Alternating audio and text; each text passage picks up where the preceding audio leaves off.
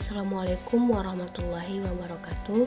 Perkenalkan, nama saya Fia Rahim. Saya berasal dari Universitas Muhammadiyah Sumatera Utara, kelas 2D semester 2. Di sini izinkan saya menjelaskan tentang dividen. Dividen adalah pembagian laba perusahaan kepada pemegang saham.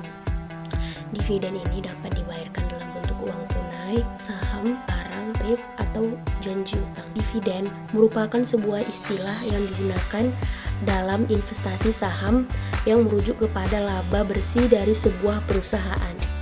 Dividen terdapat 5 jenis. Yang pertama dividen saham, yang kedua likuidasi, yang ketiga properti, yang keempat tunai, dan yang kelima janji utang. Pertama, dividen saham. Nah, dividen saham ini ketika jumlah pemilik saham meningkat atau bertambah, maka perusahaan akan membagikan dividen saham. Meski begitu, ini tidak akan mengubah kapitalisasi dalam pasar karena cara pembagiannya yang mirip dengan stock split. Adapun cara pembayarnya adalah dengan menambah jumlah saham sekaligus mengurangi nilainya dari masing-masing saham. Pembagiannya adalah keuntungan modal investasi dari perusahaan melalui saham. Maka, aset saham yang dimiliki suatu perusahaan akan meningkat karena dividen saham yang telah dibayarkan.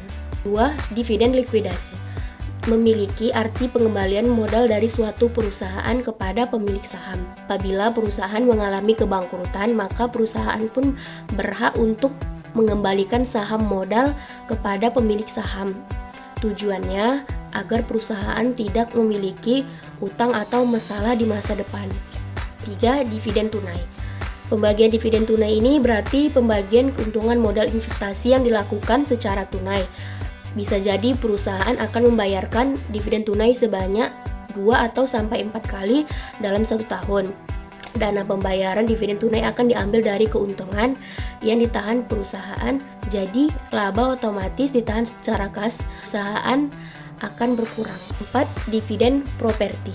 Sesuai dengan namanya, dividen properti ini dibayarkan dengan aset dan atau aktiva selain kas. Bisa dalam bentuk rumah, setujuan rapat pemegang saham. Nah, dividen ini dilakukan karena perusahaan mengalami penurunan kas dalam membayar dividen tunai. 5. Terakhir, dividen janji utang atau scrip.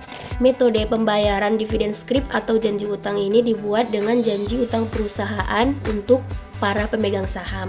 Pernyataan tentang pelunasan atau pembayaran utang yang telah dijanjikan dalam waktu tertentu. Dividen scrip ini mengakui bahwa adanya utang yang baru dan harus dicatat berapa pula bunga. Perusahaan wajib membayar bunga serta utangnya kepada pemilik saham tersebut. Sekian, terima kasih. Assalamualaikum warahmatullahi wabarakatuh.